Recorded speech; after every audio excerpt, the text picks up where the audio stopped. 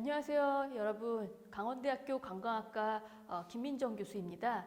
오늘은 여러분께 3학년 전공 교과목 중에 하나인 와인 소믈리에 수업을 좀 소개해 드리도록 하겠습니다.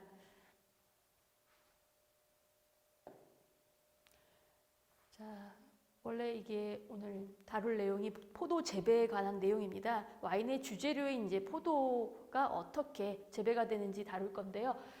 오늘 요 두 개만 좀 다루도록 하겠습니다. 그래서 포도나무는 무엇인지, 그리고 포도 재배 과정과 영향을 미치는 요인들, 그다음에 뒤이어서 포도 재배 관리, 포도 재배와 관련된 라벨 용어, 그다음에 기타 용어 등이 있는데 오늘은 이 두 가지만 좀 소개를 하도록 하겠습니다. 자, 포도나무는요, 여러분들 나무를 한 번 심으면 얼만큼까지 살다가 이제 그 수명을 다할까 궁금하죠? 네, 포도나무 같은 경우에는 60년 이상 생존이 가능한 식물입니다. 그래서 인간의 수명과 좀 거의 비슷하다라고 보시면 되겠습니다. 그리고 매년 비슷한 성장 패턴을 보이고 있고요. 그리고 다양한 유럽 또는 북미 토착 포도나무 종류가 존재하지만 사실 대부분 와인 양조에 사용되는 것은 유럽종입니다. 여러분, 유럽종이라고 하면은 유럽종이 뭐지? 이럴 텐데 유럽이 고향인 나무 품종이라고 생각하시면 되겠습니다. 그래서 사실은 유럽에서도 프랑스를 그 고향으로 하는 그런 포도 품종들이 신대륙에 가서 지금 또 와인 생산에 많이 사용이 되고 있습니다. 그래서 대부분의 지금 사용되는 그런 포도나무들은 유럽종이다. 유럽이 고향인 나무들이다라고 생각을 하시면 되겠습니다. 그리고 이제 대부분의 포도나무는 유럽이 고향인 유럽종에 속하지만 어쨌든 품종별로 다른 특징을 가지는 거죠. 그 다음에 예를 들면 그런 것들이 있겠죠. 까베르네 소비뇽이라든지 메를로 이렇게 품종별로 조금씩 다른 특징을 가질 수 있습니다. 그래서 어쨌든 전체적으로는 유럽이 고향인 유럽종들이 대부분이다라는 것을 좀 알아두시면 되겠습니다. 그래서 이 같은 경우에는 이제 와이너리에 이렇게 포도나무가 심겨져 있는 모습입니다. 한 번 심겨지면 60년 이상이 생존이 가능하다라는 거 꼭 알아두시고요. 다음으로 넘어가도록 하겠습니다. 자, 그래서 우리가 다음으로 넘어가기 전에 이제 그 포도의 구성 요소에 좀 알아볼 텐데요. 포도 열매를 좀 알아보도록 하겠습니다. 포도 같은 경우에는 이제 껍질이랑 과육이랑 줄기랑 씨 부분을 이렇게 나뉩니다. 그래서 껍질과 과육을 먼저 보도록 하겠습니다. 껍질 같은 경우에는요, 그 껍질 바로 안쪽에 있는 그 부분에 풍미 성분이 다량으로 함유되어 있습니다. 풍미 성분이 다량으로 함유되어 있고요. 그리고 껍질에는 이 색상을 나타내는 그 색상 성분과 탄닌 성분이 들어가 있습니다. 그래서 청포도보다는 적포도에 훨씬 더 많이 존재를 하겠죠. 적포도 색깔이 훨씬 더 붉잖아요. 그 때문에 그 색이 더 많이 풍부하게 존재한다라는 것 알고 계시고요. 과육 같은 경우에는 그냥 그 열매죠. 우리가 먹는 그 달콤한 부분. 그래서 주로 수분과 당분으로 구성이 되어 있습니다. 그리고 산도와 풍미도 있죠. 그래서 포도를 먹을 때 달달한 느낌뿐만 아니라 물도 많고요. 그리고 약간 새콤한 맛도 올라오는 게 바로 다 이 과육에서 올라오는 것이라고 보시면 되겠습니다. 그래서 보면은 왠지 그 청포도랑 적포도는 색상이 다르기 때문에 과육도 그 색상이 다를 것 같은데 그렇지 않습니다. 대개 청포도와 적포도의 과육은 같은 그런 연한 색, 그 청포도와 같은 색을 띈다라고 보시면 되겠습니다. 그래서 청포도와 적포도의 차이는 결국 껍질의 색상에서 오는 그 차이라고 보시면 되겠고요. 그걸로 만드는 와인, 즉 화이트 와인과 레드 와인의 그 색상의 차이도 껍질에서 오는 거라고 보시면 되겠습니다. 자, 그 다음으로 이제 줄기 부분과 씨 부분을 볼 텐데요. 특히 여러분 이 씨를 한번 씹어본 적 있으신가요? 저는 몇 번 있습니다. 포도씨를 씹으면 어떠죠? 딱딱하기도 하지만 그 다음에 이제 입에서 느껴지는 것, 혀에서 느껴지는 건 좀 떨떨한 느낌이 느껴지지 않나요? 네, 바로 이 탄닌 성분을 다량으로 함유하고 있기 때문에 여러분들 입안에서 그런 떫은 맛을 느낄 수가 있습니다. 씨를 한번 궁금한 친구들은 씨를 한번 씹어보시기 바랍니다. 그래서 이런 것들은 이제 양조 과정 중에 잘못 다루면 잘못 다뤄서 씨를 제대로 분리하지 않고 같이 으깨버리게 되면은 매우 쓴맛을 낼 수가 있는 거죠, 와인이. 그렇기 때문에 조심해서 양조 과정 중에서 이 씨는 조심해서 다뤄져야 됩니다. 자, 그 다음으로 이제 포도나무 생장에 필요한 요소들을 좀 보도록 하겠습니다. 왼쪽 그림 한번 볼까요?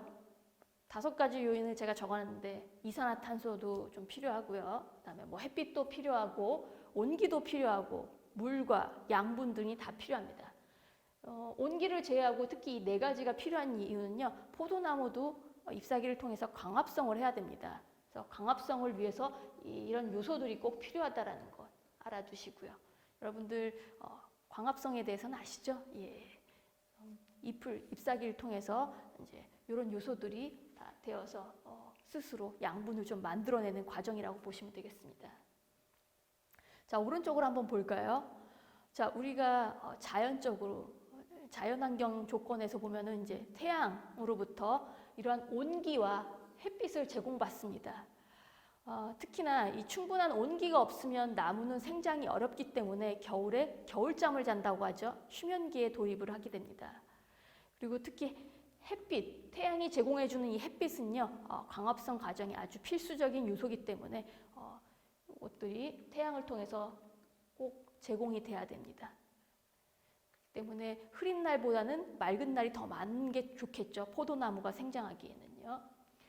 그리고 잎을 통해 공급된 이산화탄소와 뿌리로부터 얻은 물이 결합되어서 이 당분이 생성된다. 바로 이 광합성의 원리를 지금 설명을 하고 있습니다. 그리고 광합성이 잎에서 이루어진다는 얘기예요. 나무가 자라기 위해서는 소량의 양분이 필요하다. 그래서 뿌리를 통해서 이 양분들이 이렇게 공급이 되는데 여러분 여기서 하나 질문 한번 해볼까요?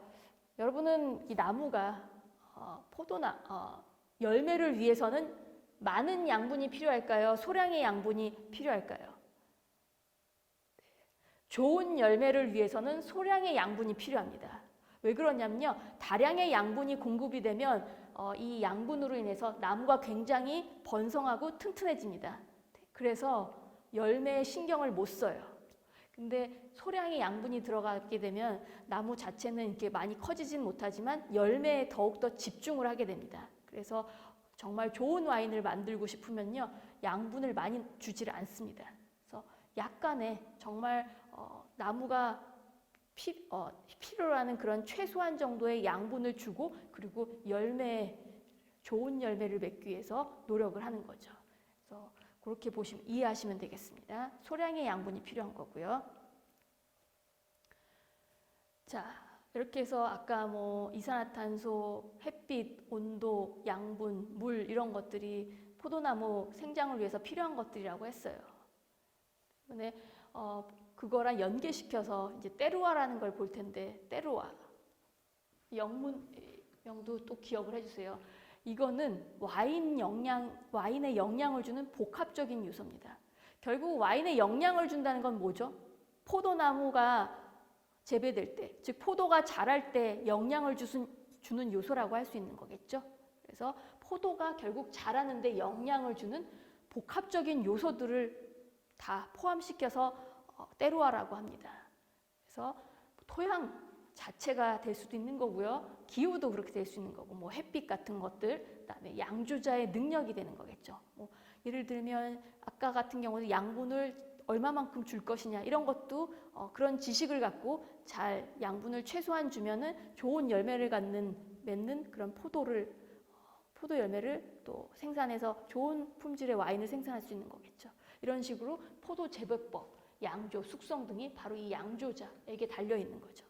이런 것들을 다 포함해서 바로 때루아라고 합니다. 그래서 와인에 영양을 주는 요소들, 그래서 포도가 자라는 것뿐만 아니라 이런 와인 어떻게 양조가 되는지, 하여튼 모든 환경적인 것들이 다 포함돼서 바로 때루아라고 한다라고 보시면 되겠습니다. 보시면 이런 것들은 이제 크게 두 가지 카테고리로 나눌 수 있습니다. 환경 같은 경우에는요, 기후라든지 날씨라든지 토양으로 나눌 수 있고요. 전통적인 측면에서는 뭐 양조자의 능력에 있어서 이제 양조하는 방법 그리고 숙성하는 방법 같은 것들이 들어가겠죠. 그래서 테루아라는 것은 와인에 영향을 주는 복합적인 요소로 포도가 자라는데, 즉 포도가 재배되는데 영향을 미치는 요소뿐만 아니라 어떤 와인 양조자의 어떤 양조 기술까지 포함하는 여러 가지 요소들이라고 보시면 되겠습니다. 자, 그래서 여기도 4가지 정도 이렇게 구분이 돼요. 네. 그냥 여러분들이 그림만 봐두시면 될 것 같아요. 나중에 관광가에 오셔서 조금 더 자세한 내용을 배우도록 하겠습니다. 자, 이제 포도 열매가 어떻게 형성이 되고 완숙이 되는지 그 단계에 대해서 조금 좀 살펴보도록 하겠습니다. 그래서 포도가 이제 열매를 맺는 과정인데요. 그 포도나무에 꽃이 핍니다. 봄에 꽃이 피면요, 그 꽃이 피고 그 자리에 열매가 맺힙니다. 이렇게 아주 푸른색의 포도 열매가 맺혀요. 그게 결과, 프루셋이라고 하는데 그 단계를 지나면 이제 베레종이라는 단계가 됩니다. 포도의 그 진한 녹색이 점차 연해지면서 뭐 이제 색이 좀 빠지는 거죠. 진한 녹색에서 약간 연한 녹색 아니면 이렇게 붉은색으로 변해가는 과정이라고 보시면 되겠습니다. 그리고 나서 이제 익기 시작하니까 이 단계에서 아주 완숙을 해주는 거죠. 다음을 볼까요? 조금 더 단계별로 내용을 좀 자세히 살펴보도록 하겠습니다. 자, 개화 같은 경우에 이제 봄에 꽃송이를 맺어서 꽃을 피우는 거죠. 그래서 나중에 결국은 꽃송이가 포도송이로 변한다라고 알고 계시면 되겠습니다. 그게 바로 이제 결과입니다. 결과라는 건 과실을 맺었다라는 얘기예요. 그래서 그 꽃송이가 이제 포도송이로 변했죠. 즉 그 포도송이는 원래는 처음 생겼을 때는 작고 단단하고 푸른색입니다. 즉 진한 녹색인데 맛도 당연히 안 좋겠죠. 완숙이 돼야지 우리가 먹는 그 달콤한 포도의 맛이 나오는 거거든요. 그래서 어쨌든 와인을 생산하기 위한 포도는요, 여름 중에 생장, 즉 완숙이 돼야 됩니다. 때문에 결과 상태에서는 먹을 수도 그리고 와인을 만들 수도 없다라고 보시면 돼요. 뒤에 이어서 베레종과 그다음에 완숙 단계를 거쳐야 되는 겁니다. 자, 아까 이제 두 번째 바로 직전에 결과였죠. 열매가 그 짙은 녹색의 열매가 생깁니다. 그럼 이제 점차적으로 여름 중반부터 이 베레종이 시작됩니다. 베레종이라는 것은요, 진한 녹색이 연해지는 현상이에요. 즉 색이 좀 빠지는 거죠. 그러면서 조금씩 익어가는 거라고 보시면 돼요. 그래서 포도 익는 과정은 이 베레종과 함께 시작이 됩니다. 즉 진한 녹색이 연해지는 과정과 같이 시작된다라고 보시면 되겠습니다. 그래서 청포도는 약간 노리끼리한 금색, 잘 익은 약간 포도는 노르스름한 색을 좀 띠죠. 그렇게 짙은 녹색이 아니라. 그리고 적포도 같은 경우는 붉은색, 보라색 뭐 이런 식으로 이런 색을 띠게 됩니다. 그래서 청포도나 적포도는 원래 그 처음 열매를 맺었을 때는 짙은 녹색이었다라고 생각하시고요. 베레종을 거치면서 이렇게 청포도는 금색, 적포도는 붉은색 또는 보라색으로 이렇게 변해가는 거라고 보시면 되겠습니다. 자, 이제 베레종을 거쳐 다음 단계는요, 완숙 단계입니다. 완숙 단계에서는요, 이제 완숙도 시작이 되겠죠. 시작하는 단계, 완숙이 거의 끝나가는 단계가 있어요. 완숙이 거의 시작되는 단계는요, 아주 포도가 쉬워요. 그래서 산도가 높고요, 당분은 거의 없습니다. 그래서 이러한 특성은 완숙 과정 중에 변하죠. 그래프를 한번 보시겠어요? 그래서 여기는 완숙의 이제 시간이에요. 완숙이 시작되었을 때 초기, 여기는 말기라고 보시면 돼요. 완숙이 끝날 때, 볼까요? 완숙이 초기일 때는 어땠죠? 당도는 굉장히 낮습니다. 산도는 굉장히 높죠. 근데 완숙이 거의 끝나갈 때쯤에는 반대로 바뀌어요. 얘네들은 반비례 관계입니다. 그래서 여기는 산도는 낮아지고 당도는 굉장히 높아졌어요. 그래서 우리가 먹는 달콤한 포도는 충분히 완숙을 거쳐서 이렇게 생산되는 거라고 보시면 되겠습니다. 수확이 되는 거겠죠. 네, 또 그런 포도로 만들어야지 와인도 풍미가 좋고 그리고 또 그런 풍미가 좋게 느껴지죠.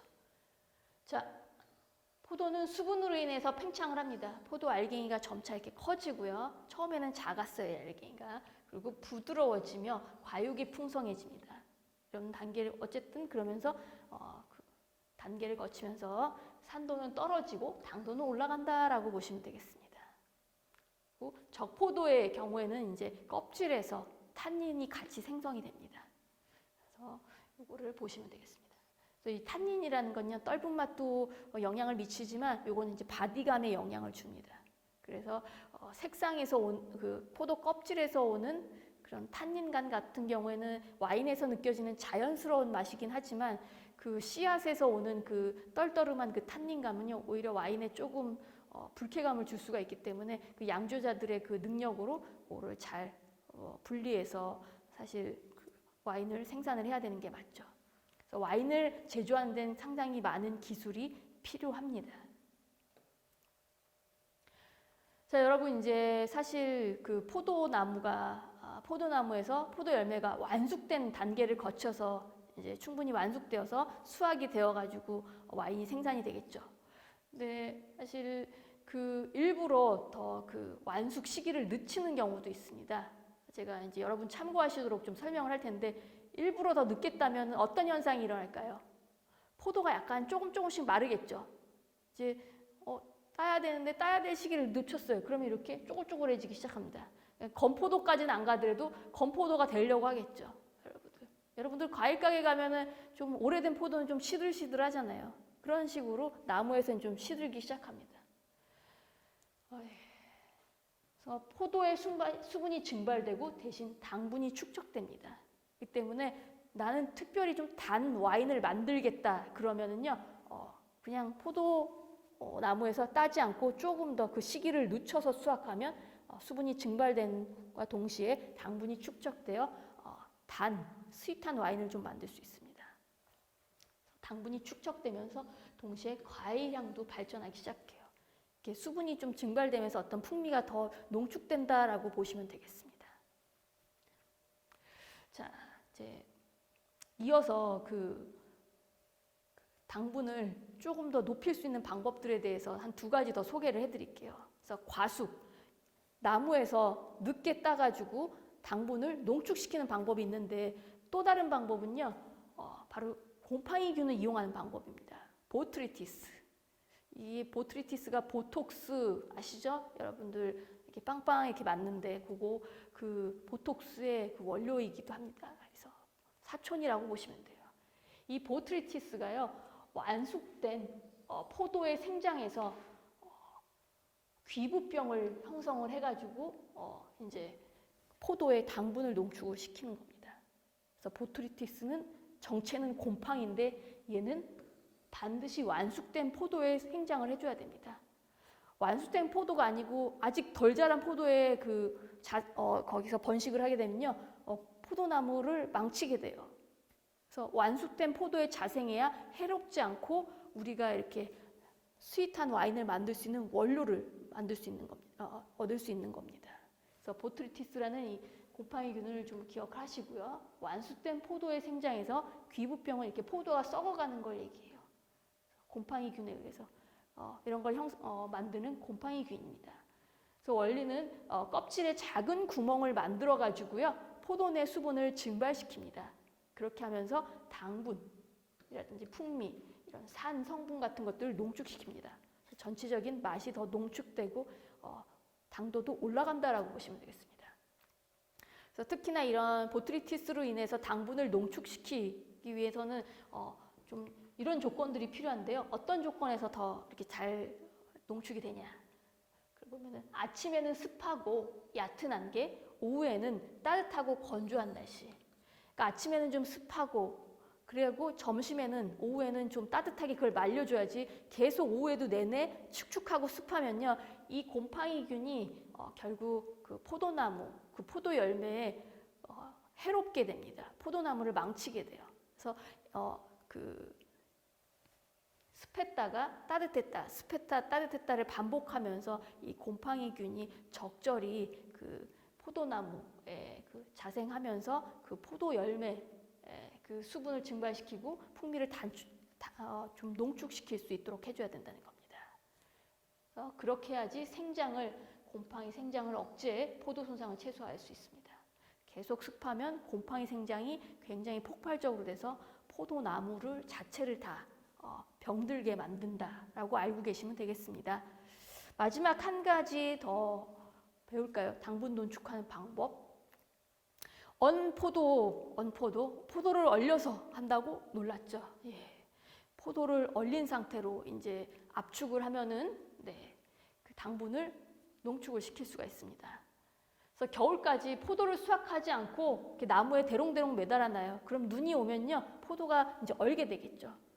그래서 그 언 상태로 포도를 수확을 해가지고 포도가 녹기 전에 압착을 합니다.